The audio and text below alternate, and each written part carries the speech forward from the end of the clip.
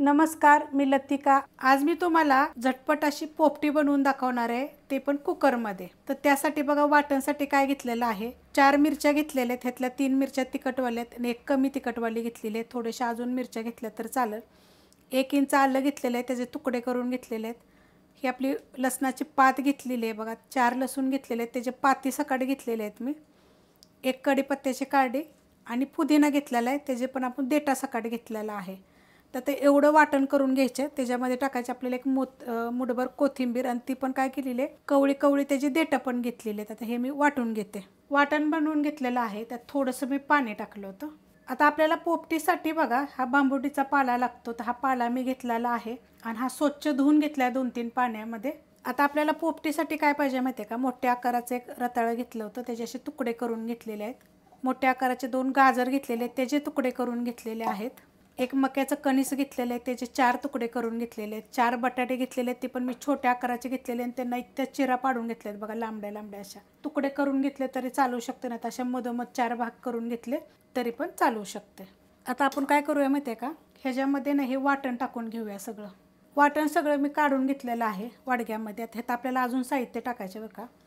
तर ह्याच्यात घेतलेले आहे 300 ग्रॅम मी वाटाणे फ्रेश, 300 ग्रॅम पावटा घेतलेला आहे, तुरीचे शेंगा घेतलेले आहेत 300 ग्रॅम। हे सगळं स्वच्छ धुवून नितळून घेतलेलं आहे, ते पण टाकून घेऊया आपण।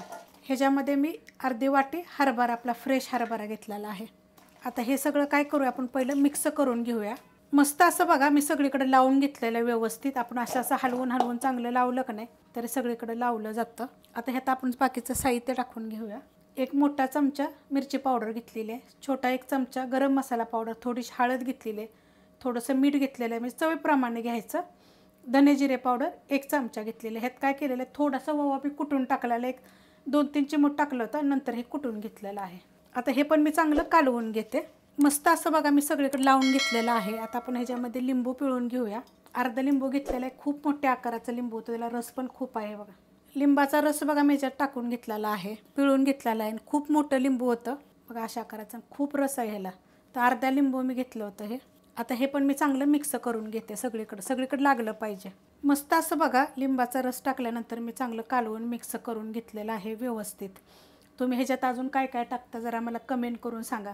मी गेल्या वर्षी घरी खायला केली होती ना कुकरमध्ये, तर त्याच्यामध्ये मी फ्लावरचे मोठे मोठे तुकडे पण टाकले होते, खूप छान लागत होते। तर अशा पद्धतीने आता हे आपलं मिक्स करून झालेलं आहे, ते हे मी साईडला ठेवून देते। कुकर घेतलेला आहे आणि कुकरमध्ये बघा अशा पद्धतीची रिंग टाकलेली आहे। त्याच्यामध्ये आता असा हा पाला पण टाकून घेऊया। सगळे पाला बघा सगळीकडे मी असा टाकून घेतलेला आहे, अशा पद्धतीची पानं असते ती। आणि ह्याला काय केलेलं, चांगलं स्वच्छ धुईचं 2-3 पाण्यानंतर।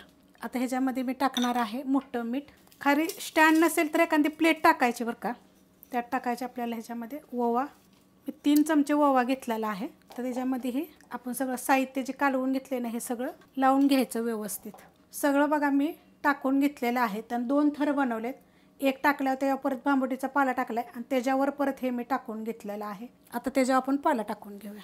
सगळीकडे बघा बांबुडीचा पाला टाकून घेतलेला आहे, त्याच्यावर टाकणार आहे आता परत थोडंसं मीठ। जास्त टाकणार नाही, कारण आपण साहित्यामध्ये पण मीठ मिक्स केलं होतं। थोडासा ओवा टाकणार आहे। अशा गोष्टीला काय होतं माहिती आहे का, थोडंसं मिठाचं प्रमाण असं जास्त टाकलं तरी पण चालू शकते। आता मी याला झाकण लावते। कुकरला बघा मी झाकण लावून घेतलेलं आहे आणि ह्याच्या मी 5 शिट्ट्या करून घेणार आहे मीडियम गॅसवर। कुकरच्या बघा 5 शिट्ट्या झालेल्या आहेत आणि कुकर थंड झालेला आहे, पूर्ण थंड नाही झालेला। तर आपण झाकण काढून घेऊया। मस्त अशी बघा आपली पोपटी झालेली आहे आणि अजून गरमच आहे। तर मी आता एका प्लेटमध्ये काढून घेते, एकदम दाबून भरली होती तर एवढी खाली गेलेली आहे बघा। मस्तपैकी बघा परातीत मी ओतून घेतलेली आहे आणि किती छान झाली आहे बघा पोपटीने, एकदम मस्त अशी शिजली गेलेली आहे। 5 शिट्ट्यामध्ये एकदम छान शिजली जाते। अशा पद्धती जर तुम्हाला पोपटीला आवडली असेल तर मला कमेंट करा। रेसिपी आवडली असेल तर लाईक करा, सबस्क्राईब करा, कमेंट करा आणि शेअर बी करा।